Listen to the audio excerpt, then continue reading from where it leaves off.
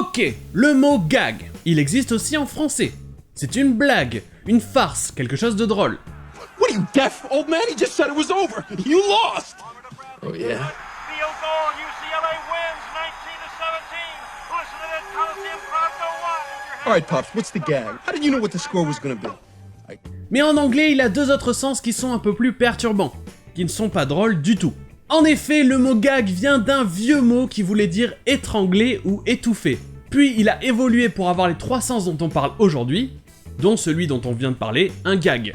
Mais le sens qui paraît plus logique avec cette explication de étrangler ou étouffer, c'est le verbe to gag someone, c'est-à-dire bâillonner quelqu'un, empêcher quelqu'un de parler en lui mettant quelque chose dans la bouche.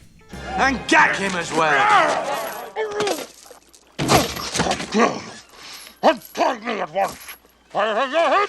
Et de là, par exemple, vous trouverez aussi le terme juridique a gag order.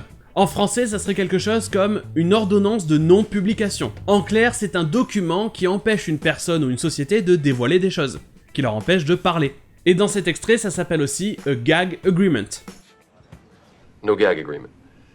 Hopefully, he'll be so damn overcome with gratitude, he'll have to shut up.